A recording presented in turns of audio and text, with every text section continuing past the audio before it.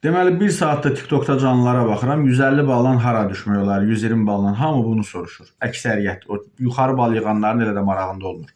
Mən cavab verim. 150 baldan məsələn Murova düşmək olar.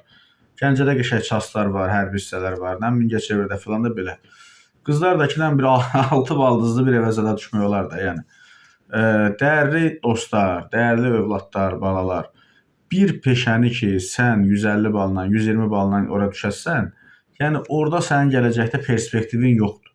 Onsuz da bizim ölkədə hansısa bir sahədə iş tapmaq üçün dayday filan beşməkan bunlar önəmlidir. Amma sənin o daydayın da yoxdursa, üstəgəl 120, 130, 150 bal yığmısan, savadın da yoxdursa, ümumiyyətlə o diplomun kağız parçasıdır.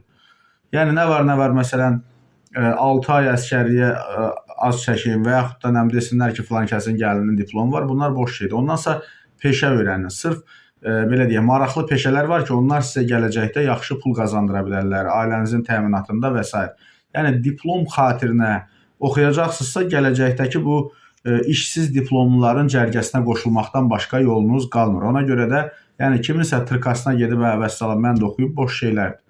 Yəni mənim o qədər dostum, tanışım var ki, diplomu var. Hətta 2 diplom olanlar var, işsizdir. Çünki niyə? Vaxtında o da peşəsini yaxşı öyrənməyib. Düzdür, yaxşı öyrənib kənarda qalanlar da az deyil. Amma heç olmasa çox yaxşı bildiyiniz sahədən yapışın ki, bəlkə ona uyğun bir iş tapa bildiniz.